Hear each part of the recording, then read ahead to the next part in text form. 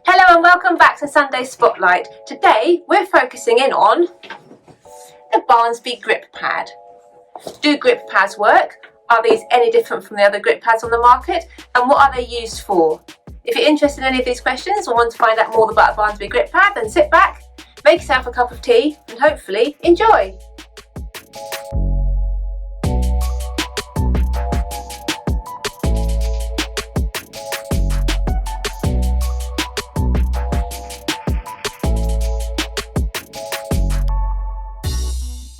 Welcome back to all the regulars, and to anyone that's new, I'm Poppy Webber. I'm a qualified saddle fitter for the Society of Master Saddlers, and every Sunday I focus in on a product or a saddle or something saddle fitting related so we can take a little look at it in more depth. For example, last week I did a full saddle reef lock, and the week before that I think we looked at something, can't remember now. So if you're interested in finding out any more about these videos, then don't forget to subscribe, like this video, comment below, ask as many questions as you like, and I'll do my best to answer. So let's get cracking on the Barnsby Grip Pad. So for the sake of the video today, I have two in here. They're both the saddle shaped ones. Can we see this, like the number shape? They do them in squares as well, but they've been so popular before Christmas that we have completely sold out of squares. So I thought we'd have some squares in to show you today, but we haven't, which is really unfortunate because the squares are slightly more popular than the saddle shaped ones, and I personally think they look a little bit nicer. So just the real basic stuff to run through quickly. They come in black, brown, white, navy blue. They come in GP, jump, dressage and pony, and the pony ones are sort of suitable for a normal pony GP saddle, but also slightly more working hunter shaped ones. They retail at between £85 and £95, so they're not the cheapest on the market, but they're also definitely not the most expensive. For the sake of the video, I'm going to refer to this as a saddle cloth. I know it's a numna, but I'm going to call it a saddle cloth because otherwise I'll try to say numna and I'll say saddle cloth and it'll all get very confusing. First of all, before we look in any great depth at the pad, why do we use grip pads? So most people will use a grip pad because they want to grip their saddle to their horse. So why would you want to do that? Like if it was slipping, if it was sliding, if you were scooting off around the side when you go around the corner, if every time you jumped you shot forward and ended up on your pony's ears. They're all reasons to try a grip pad. Obviously, if any of the above things happen, get your saddle fitter out first, because it could be a saddle fitting issue that they can fix, and only really working alongside your saddle fitter so you start to think about grip pads, because they're often only a last resort after we've tried everything else, because we don't want to stick a problematic saddle to your horse's back if the saddle is problematic. So we want to make sure the saddle fits before we start to stick it to the horse's back. Now, I'm not saying there's anything wrong with grip pads at all. There are some horses that do really benefit from that extra little bit of help from their saddle cloth. On the opposite end of the spectrum, some people love those really silky, lovely, shiny, beautiful, yummy saddle cloths, and their saddles shoot all over the place, and then they put a normal cotton one on and their saddle moves less. So there's lots of varying degrees of the grip that your saddle cloth can give you, but these are top end of grip and stability giving saddle cloths. Let's think about some of the grip pads / sticky saddle cloth type things that we've seen on the market. The most popular one most definitely is the gel. So hands up who's got gel pads. Lots of people have gel pads. They're great. So what I want to say now is I'm not saying there's anything wrong with a gel pad at all. Okay, so there are some brilliant gel pads out there. They're fab. Don't think for 1 second I'm saying don't use gel on your horse. What I am saying is be careful of where you put the gel. So think about it. For example, if you've got your saddle and your saddle cloth, and then your horse, where do you put your gel pad? Do you put it between the saddle and the saddle cloth? Great, nice, sticks your saddle to the saddle cloth. Saddle cloth itself can still shoot up their neck, round their belly, off their bum. Or do you put it between the saddle cloth and the horse, so on the horse's back? Then in theory, your saddle can still scoot up your numna or off the back of your saddle cloth or round around or whatever. But then also you've got the gel against your horse's back. Now please, if you have a gel pad, don't put it on between the saddle cloth and your horse's back. That is not what they're designed for. Unless of course you have one that is designed for that, but not many of them are. They are not really designed to go on the horse's back. They can cause sores, they can cause pressure points. The gel itself often has like little holes in it, and as the gel squashes down, that little hole gets bigger, and then it kind of goes as you ride, and it's kind of a bit like a suction cup, and it can sort of suction the skin and the and like the hair and the skin away from what's called the fascia, and it's just not pleasant for the horse. Also, it really sticks. Like, would you find it pleasurable if you had hair and something was stuck to it and it was kind of grinding around on it? You know, they're a little bit too sticky. You don't want to stick something on too much, and those gel pads can cause problems. So the majority of gel pads are not designed to go directly on the horse's back. So because of that, they're therefore designed to go between the saddle cloth and the saddle. Great. Really good for shock absorbency, really good for a little bit of grip, but do they really grip you on there? Often not. Whilst I'm saying often not, I'll often see people who have sworn by putting their gel pad there and then their saddle stopped moving and it's great, in which case, yay, that's brilliant, but doesn't cure it. It's not always the answer for everybody. So for those people, the people that that's not the answer for, and for those people who have seen their saddle fitter, their saddle fits perfectly, they've had it tweaked, there's just that little something still making it move around a little bit, then these Barnsby Grip Pads can be fabulous. So a lot of you will know that Barnsby, the name Barnsby and the company Barnsby, ceased officially trading a few years ago now, and that's very sad because Barnsby are lovely. They made beautiful saddles, and they also made these fabulous grip pads. So a lot of people think that the grip pads aren't being made anymore, but they are still being made, because Barnsby actually were bought out by Ideal Saddle Company, who are another massive brand in the UK. They're lovely. They're based in Walsall near Birmingham.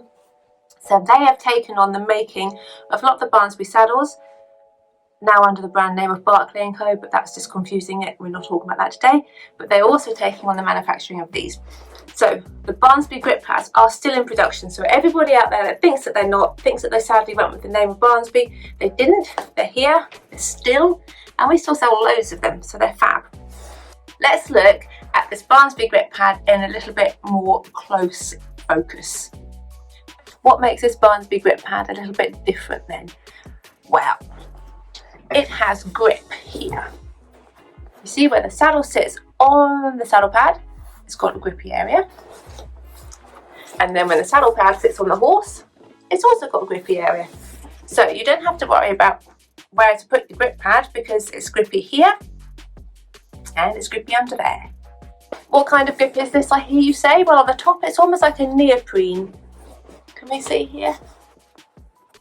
It's almost a bit neoprene-y. And then underneath, it's not gel. It's like a slightly sticky, bobbly effect. See that?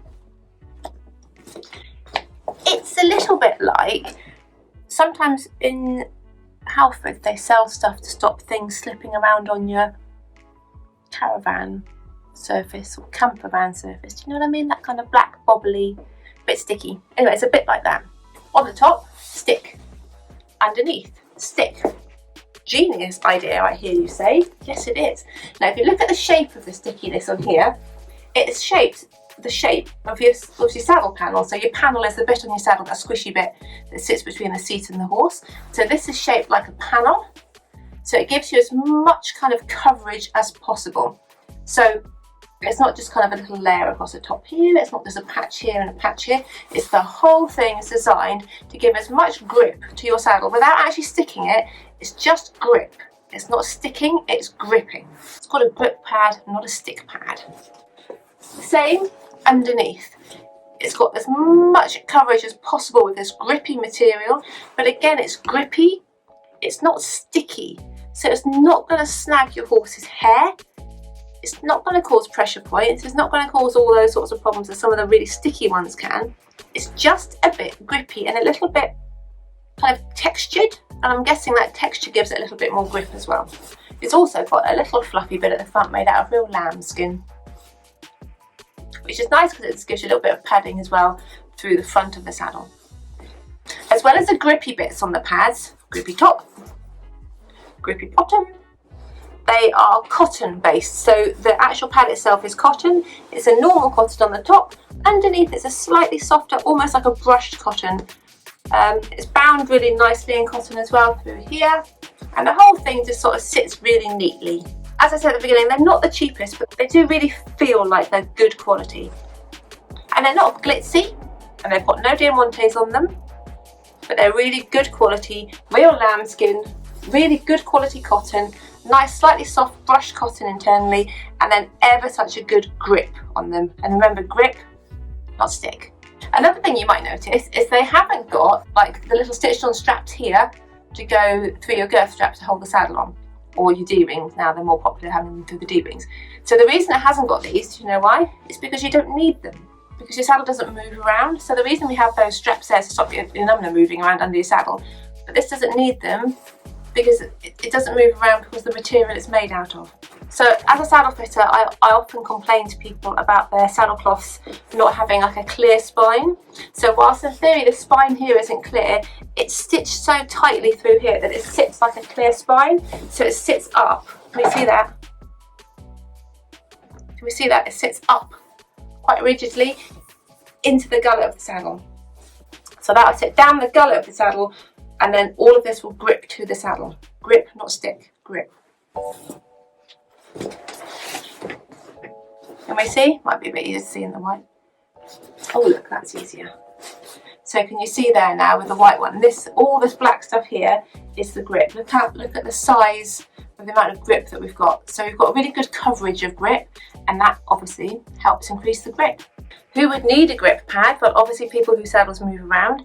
They do tend to be the more rotund type of ponies and horses. So I see a lot of these in pony size on those little Welsh ponies with a big round ribs and big round bellies and itty bitty shoulders, whose saddles tend to shift forward on. They're quite popular on that. They're also quite popular on the broad cob types, whose saddle can slip from side to side a little bit.